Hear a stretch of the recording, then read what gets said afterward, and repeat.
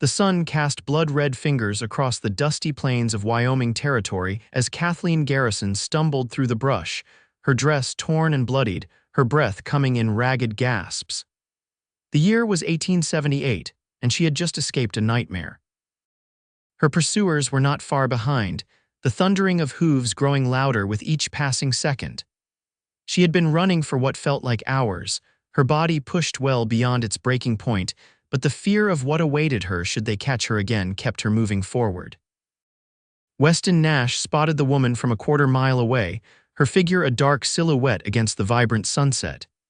He'd been tracking a herd of wild mustangs for 3 days, hoping to catch himself a decent mount. His current horse, an aging chestnut mare named Penny, was nearing the end of her trail days. As he drew closer, the desperation in the woman's movements became apparent. Something was wrong. "Whoa, girl," Weston murmured to Penny, bringing her to a halt atop a small rise. He squinted against the dying light, making out the shapes of riders in the distance, 4 of them, moving with purpose. His hand instinctively moved to the Colt revolver at his hip as he nudged Penny forward. Kathleen's legs finally gave out.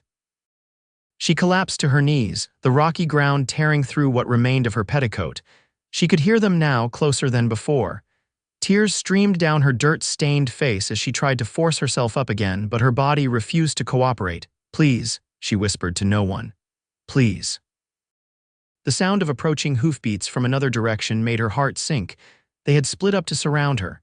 Kathleen closed her eyes, preparing for the worst, when a deep voice called out, "Madam, you need assistance." She looked up to see a tall figure silhouetted against the sunset, his broad-shouldered form perched atop a chestnut mare. Hope flickered in her chest for the first time in days. "Help me," she croaked, her voice raw from screaming. "They're coming." Weston dismounted in one fluid motion, his boots hitting the ground with a soft thud. He approached carefully, noting the woman's condition, the bruises on her face, the dried blood on her temple, the way she cradled her left arm protectively against her body. "Who's coming, madam?" he asked, though he had a fair idea already. His eyes scanned the horizon, noting the approaching riders were now less than a half-mile away. "Patterson's men," Kathleen managed, struggling to stand. I refused him, so he—" She swayed on her feet. Weston caught her before she fell, steadying her with a gentle but firm grip. "Easy now, I'm Weston Nash, I'll get you somewhere safe." "Kathleen," she replied. "Kathleen Garrison." Her eyes darted fearfully to the approaching riders. "Can you ride?" Weston asked, already guiding her toward Penny. Kathleen shook her head, tears welling in her eyes. "They dragged me behind a horse," she whispered, the horror of the memory evident in her trembling voice. Weston's jaw tightened, a cold anger settling in his chest. He had seen the cruelty men could inflict upon one another during the war, but this kind of brutality toward a woman sparked something primal in him. "Then I'll carry you instead," he said firmly, holstering his revolver and scooping her up into his arms with surprising gentleness for a man his size. Kathleen let out a small gasp of pain, but didn't protest as he lifted her onto Penny. Weston swung up behind her, one arm securing her against his chest while the other took the reins. "Hold on tight, Miss Garrison. We're going to have to ride hard." He spurred Penny into motion just as the first shots rang out. The mare leaped forward, her aging legs finding renewed strength as they thundered across the open plain. Kathleen clung to Weston's arm, her body rigid with fear and pain as they rode. Behind them, the shouts of Patterson's men grew fainter, but Weston knew they wouldn't give up easily. Penny was carrying double weight and couldn't maintain this pace for long. As darkness fell, Weston guided them into a narrow canyon he knew well. The rocky terrain would make them difficult to track, and he knew of a small cave where they could take shelter for the night. Penny slowed to a walk, her sides heaving with exertion as they wound their way through the twisting passage. "Are we safe?" Kathleen asked, her voice barely audible over the sound of Penny's labored breathing. "For now," Weston replied. "There's a place up ahead where we can rest." The cave was more of a deep indentation in the canyon wall, but it offered protection from the elements and was easily defensible. Weston helped Kathleen down from Penny, noting how she winced at every movement. He tethered the mare to a scrubby bush near the entrance where she could graze on what little vegetation grew there. Inside the cave, Weston quickly built a small fire, keeping it far enough back that the light wouldn't be visible from the canyon floor. In the dancing flames, he got his first clear look at Kathleen Garrison. She was young, perhaps 21 or 22, with auburn hair that had come loose from its pins, framing a face that would have been beautiful if not for the bruises and dirt. Her dress, once a fine blue calico, was now torn and stained beyond repair. But it was her eyes that caught his attention, deep green and full of a resilience that belied her fragile appearance. "Let me tend to those wounds," Weston said, reaching for his saddlebag. He pulled out a canteen of water and a clean bandana. Kathleen watched him warily but allowed him to clean the cut on her temple. Her wrists were raw and bleeding where ropes had cut into them. "Patterson," she said suddenly. "Franklin Patterson, do you know of him?" Weston's expression darkened. "I know him, got a spread north of here, thinks he owns half the territory and everyone in it." "He wanted to marry me," Kathleen said, staring into the fire. "My father died 6 months ago, leaving our ranch in debt. Patterson offered to clear the debts if I would become his wife." She shuddered. "When I refused, he became insistent, said no woman had ever denied him before and he wasn't about to start accepting rejection now." Weston dampened the bandana and gently cleaned the dirt from her face. "How did you end up out here alone?" "His men came to our ranch last night. Her voice broke. "They killed our foreman when he tried to defend me, then they took me to Patterson's ranch. He said he would give me one more chance to accept his proposal." Tears spilled down her cheeks. "When I spat in his face, he had his men tie me to a horse and drag me along the ground. Said he would break my spirit like he breaks his horses." Weston's hand paused in its ministrations, his blue eyes hardening. "How did you get away?" "The rope frayed against a rock. When it snapped, I ran. I've been running ever since." She looked up at him, her expression haunted. "They'll kill me if they find me, or worse." "They won't find you," Weston promised. "Not while you're with me." He finished cleaning her wounds in silence, then offered her jerky and hardtack from his provisions. Kathleen ate slowly, each movement clearly causing her pain. "Try to get some rest," Weston said when she had finished eating. "I'll keep watch." Kathleen nodded gratefully and lay down on the blanket he provided, curling onto her side. Despite her exhaustion, sleep didn't come easily. Every time she closed her eyes, she saw Patterson's cruel smile, felt the burning pain as she was dragged across the ground. "Mr. Nash," she whispered after a while. "Just Weston is fine," he replied from his position near the cave entrance. "Weston, thank you for saving my life."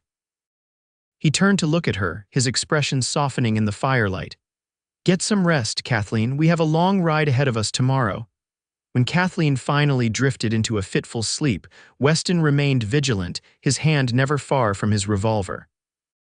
Patterson wasn't a man to let go of what he considered his property, and Weston had no illusions about the danger they faced. Dawn broke with no sign of pursuit, but Weston knew better than to be complacent. He roused Kathleen gently, offering her water and the last of his jerky. "Where are we going?" she asked, wincing as she sat up. "I have a cabin about 20 miles from here," Weston replied, saddling Penny.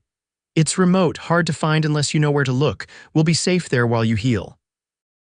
Kathleen struggled to stand, her body stiff and painful after the previous day's ordeal. Weston was at her side instantly, supporting her with a strong arm. "I don't want to put you in danger," she said, looking up at him with concern. "Patterson is not a man to cross lightly." Weston's mouth quirked into a half-smile. "I've crossed worse men than Franklin Patterson, Miss Garrison. Besides, I couldn't live with myself if I left a lady in distress." He helped her onto Penny, then mounted behind her.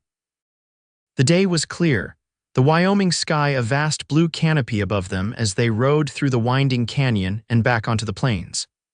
Weston kept to the tree lines and creek beds where possible, avoiding open ground that would make them easy targets. By midday, the mountains loomed closer, their pine-covered slopes a welcome sight after the exposed prairie. Weston guided Penny up a barely visible trail that switchbacked up the mountainside. Kathleen leaned against him, her strength fading as the day wore on. "Not much further now," Weston assured her, his arm tightening around her waist as she swayed in the saddle. The cabin appeared suddenly, nestled in a small clearing surrounded by aspens.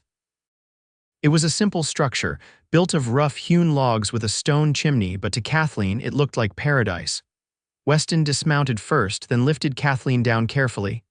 She tried to stand on her own but stumbled, her legs giving way beneath her. Without hesitation, Weston swept her into his arms again and carried her to the cabin. Inside, the cabin was sparse but clean. A single room contained a bed, a table with 2 chairs, a cast iron stove, and shelves stocked with provisions. Weston laid Kathleen on the bed, then moved to light the stove and fetch water from the barrel outside. "You should rest properly now," he said, returning with a cup of water. "I'll see to Penny and secure the perimeter." Kathleen caught his hand as he turned to leave. "Why are you helping me?" "You don't know me. You don't owe me anything." Weston looked down at her hand on his, then met her gaze. "My pa raised me to believe that a man's worth is measured by how he treats those who can't defend themselves. I reckon helping you is just the right thing to do."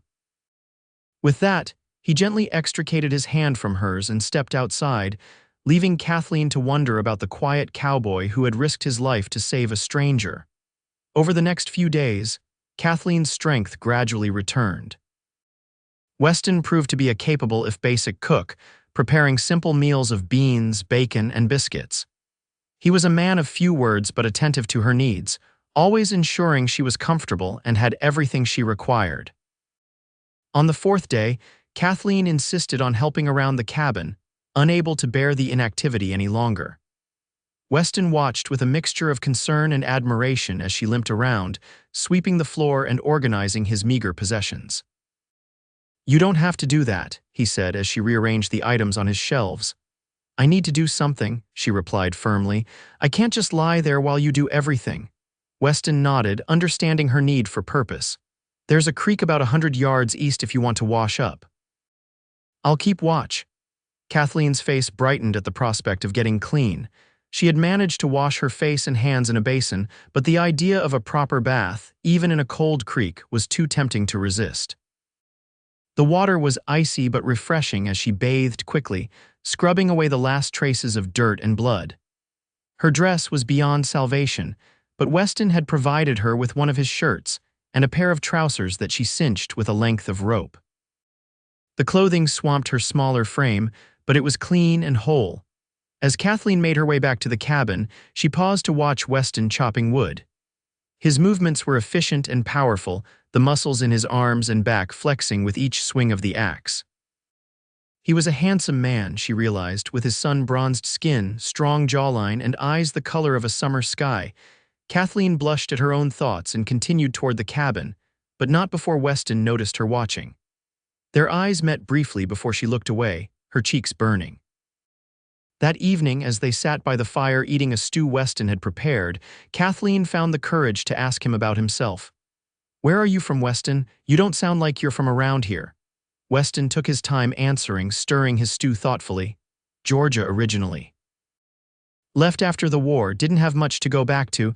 "You fought for the Confederacy?" Kathleen asked, curiosity overcoming her usual reticence. "I did," Weston confirmed, his expression unreadable. "Wasn't much choice in the matter where I came from. But I've had a lot of time to think on it since then. War makes you see things differently." Kathleen nodded, understanding. Her own father had fought for the Union, but she had seen firsthand the devastation the war had wrought on both sides. "And after the war," she prompted gently. "Drifted west, worked cattle drives, broke horses, tried my hand at mining for a spell." He gestured around the cabin. "Saved enough to buy this place 2 years ago. It ain't much, but it's mine." "It's lovely," Kathleen said sincerely. "Peaceful." Weston's mouth curved into a rare smile. "What about you? Always lived in Wyoming?" Kathleen shook her head. "My family moved here from Pennsylvania when I was 16. My father thought there would be more opportunities out west." She sighed. "He worked so hard to build our ranch. And now, because of Patterson, I might lose everything he worked for." "You still own the ranch?" Weston asked. "Yes, though I don't know what condition it's in now. Patterson's men may have destroyed it after I escaped." Kathleen set her empty bowl aside. "Even if it's still standing, I can't go back there alone. Patterson won't stop until he gets what he wants." Weston was silent for a long moment, his blue eyes thoughtful as he gazed into the fire. "You don't have to face him alone," he said finally. Kathleen looked up, surprised. "What do you mean?" "I mean I'll help you reclaim your ranch." Weston stated simply, as if offering to assist with a minor chore rather than confronting one of the most powerful men in the territory. I couldn't ask that of you, Kathleen protested. You've already risked enough for me. You're not asking, I'm offering. Weston's voice was firm. Patterson needs to be taught that he can't just take whatever or whoever he wants. Kathleen studied his face, seeing the determination in his eyes. Why would you do this for me? Weston looked away, uncomfortable with the question. Let's just say I've seen men like Patterson before, men who think their wealth and power give them the right to hurt others. His hands clenched into fists. Someone needs to stand against them. Kathleen reached across the table and placed her hand over his. Thank you, she said softly. But we can't just ride into Patterson's territory. He has too many men, too many guns. We'll need help, Weston agreed, and I know just where to find it. The next morning, Weston rode out alone, promising to return by nightfall. He headed for the small mining town of Silver Creek, where he knew several men who might be willing to stand with them against Patterson. Kathleen spent the day anxiously awaiting his return, jumping at every sound outside the cabin. By the time dusk fell with no sign of Weston, she was pacing the floor, consumed with worry. Had Patterson's men found him? Was he lying hurt somewhere or worse?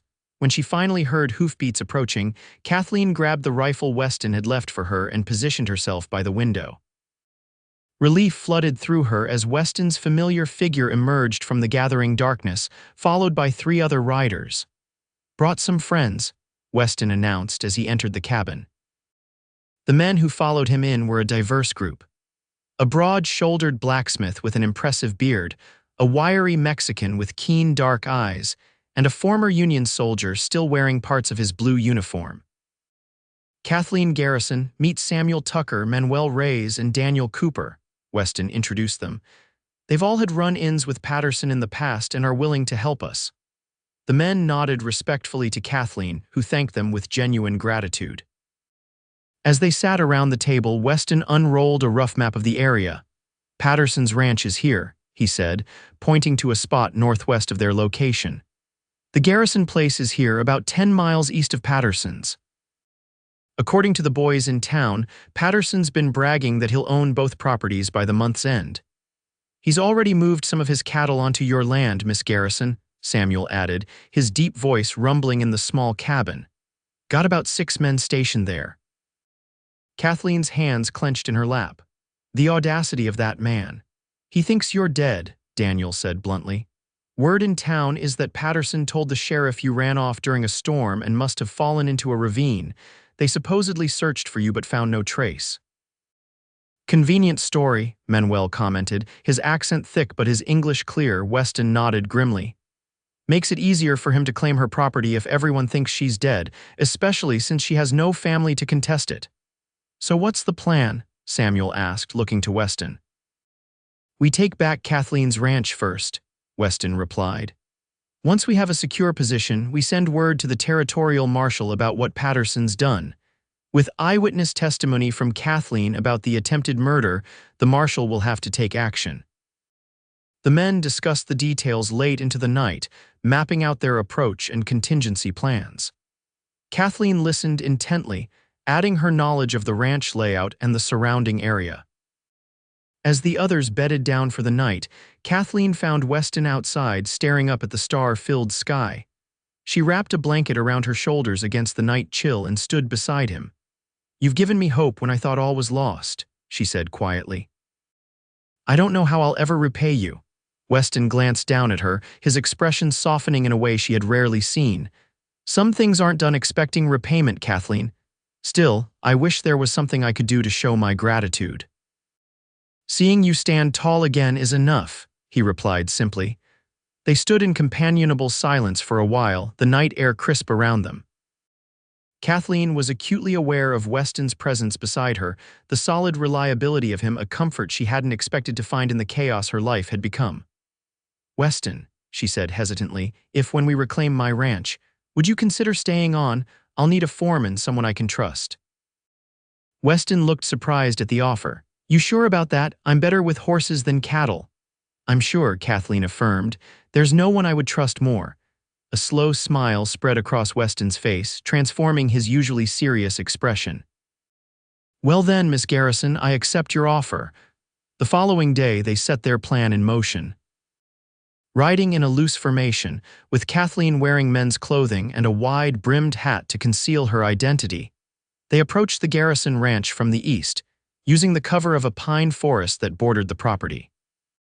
From their vantage point, they could see Patterson's men had made themselves comfortable. Two cowboys sat on the porch of the main house, playing cards while others tended to cattle in the nearby pasture. They're not expecting trouble, Samuel observed. No lookouts posted. Works to our advantage, Weston replied. He turned to Kathleen. You should stay here while we know, Kathleen interrupted firmly. This is my home, I'm coming with you. Weston studied her determined expression and nodded reluctantly. Stay close to me.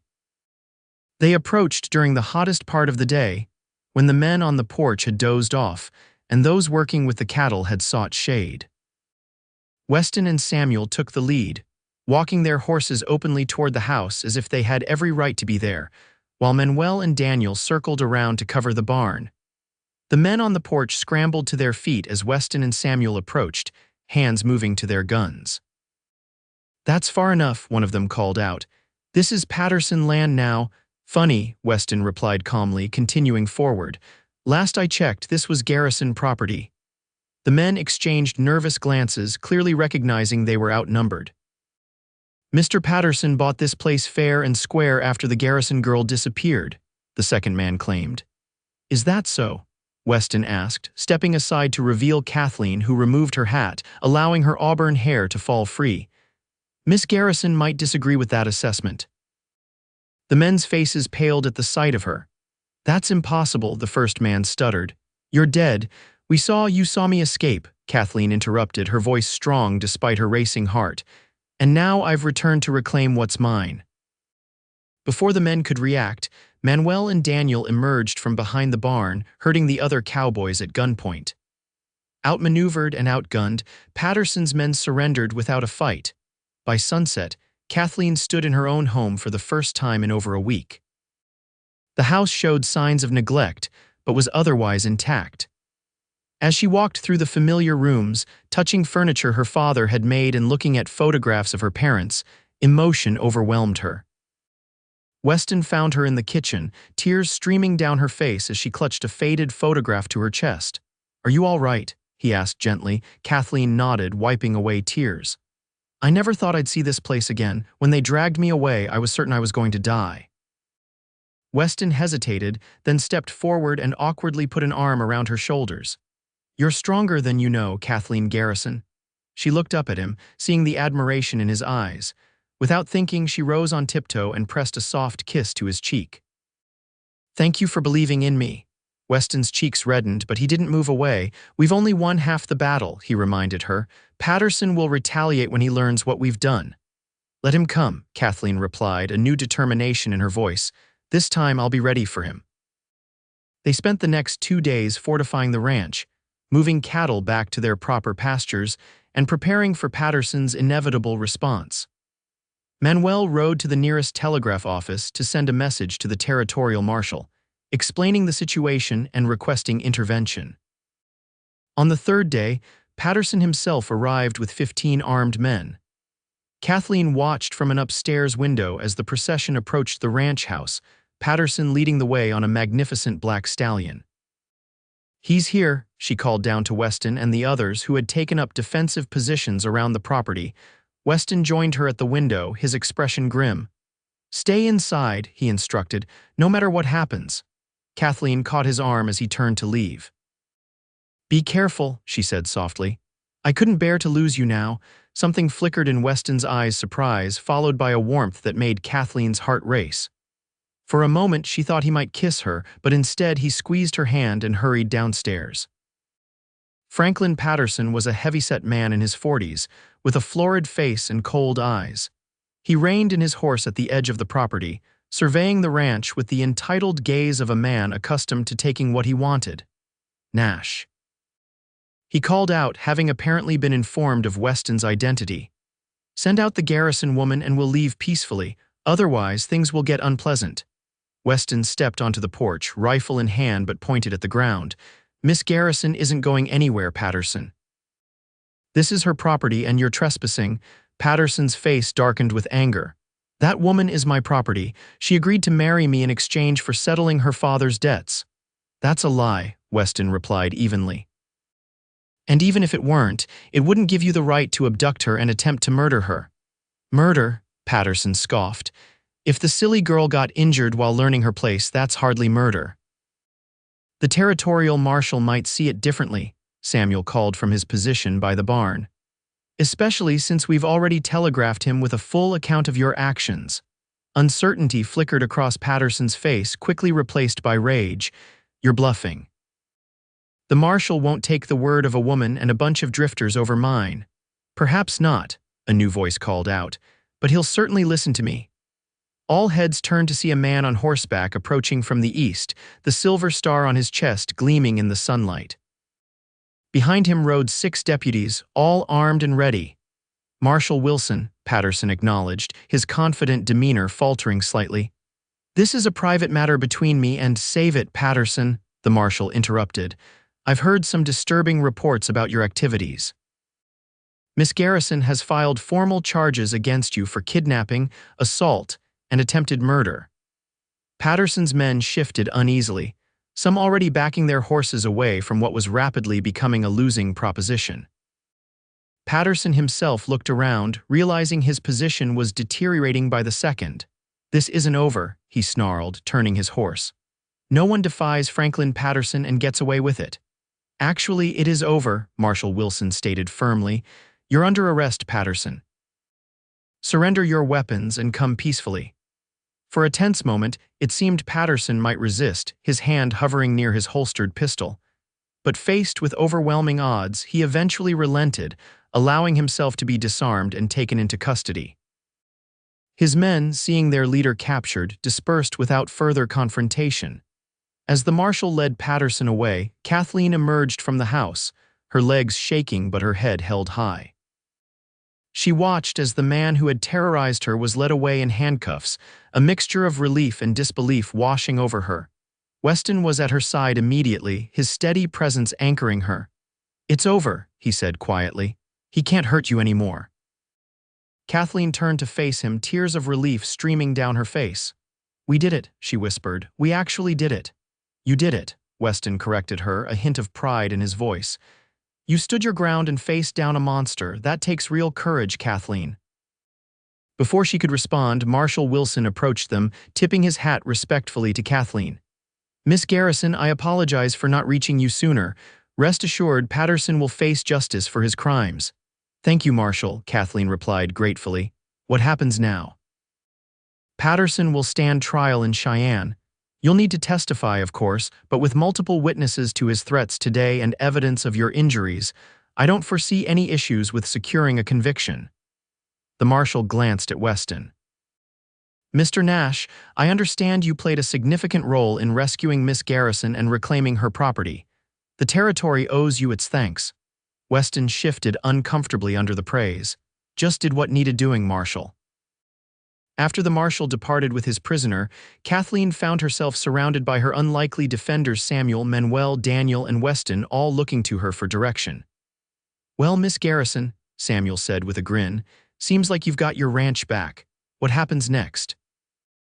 Kathleen looked around at the land her father had loved, the home they had built together. "We rebuild," she said decisively. "The fences need mending, the cattle need tending, and harvest is coming soon. There's plenty of work for anyone willing to stay on." The men exchanged glances, then Samuel spoke for the group. "I reckon we could stick around for a spell, at least until you're properly on your feet again." "I'd be grateful for the help," Kathleen replied sincerely, "and there will be fair wages for all of you."